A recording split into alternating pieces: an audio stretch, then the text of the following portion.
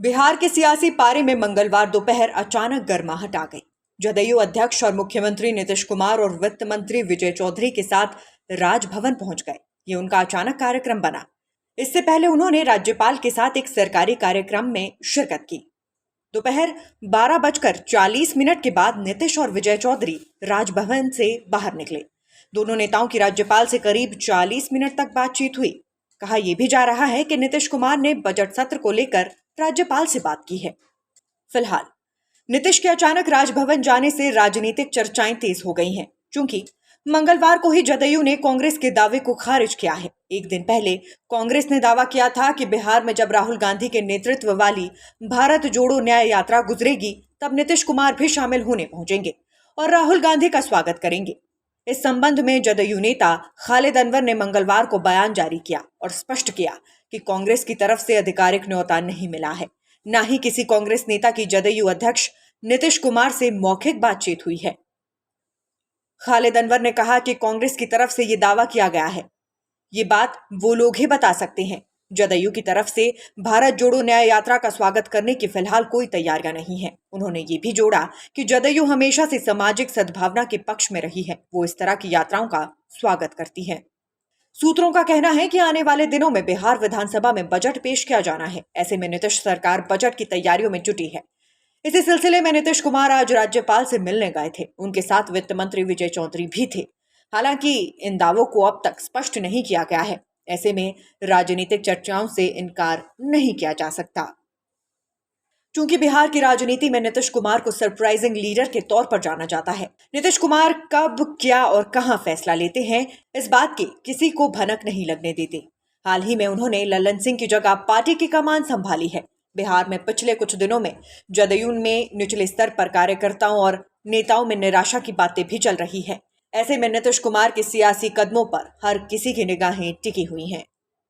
राजनीतिक जानकार ये कहते हैं कि 2019 के चुनाव में नीतीश की पार्टी जदयू एनडीए का हिस्सा थी और बिहार में बीजेपी जदयू गठबंधन ने 40 में से 39 सीटें जीती थी।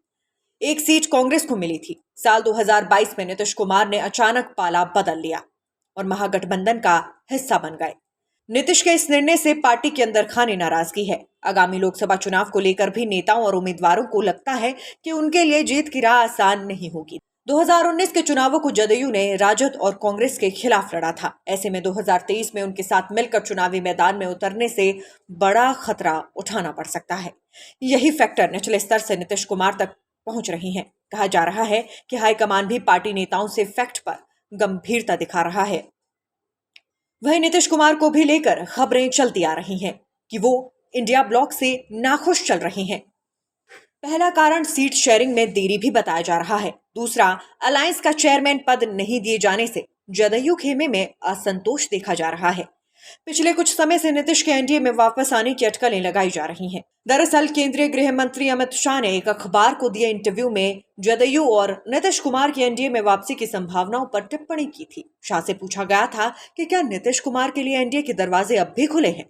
इसके जवाब में गृह मंत्री ने कहा था कि प्रस्ताव आएगा तो विचार करेंगे। चलिए ये भी जान लेते हैं कि नीतीश कुमार ने कब कब पलटी खाई है।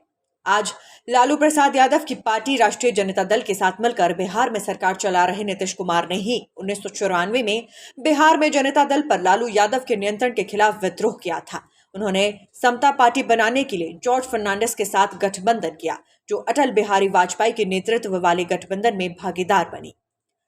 इसके बाद साल 2013 में भारतीय जनता पार्टी ने जब नरेंद्र मोदी को लगभग चुनाव समिति का अध्यक्ष नियुक्त किया, तब नीतीश कुमार के नेतृत्व वाली जदयू एनडीए से अलग हो गई। तब नीतीश कुमार ने एक झटके में भाजपा के साथ अपना 17 साल पुराना गठबंधन खत्म कर दिया था।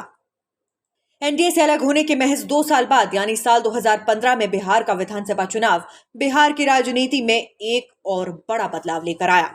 अब नीतीश कुमार ने राष्ट्रीय जनता दल यानी आरजेडी और कांग्रेस के साथ महागठबंधन बनाया।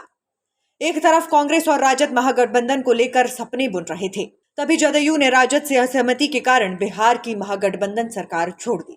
अगस्त 2017 में एक बार फिर नीतीश कुमार की जदयू एनडीए में शामिल हो गई।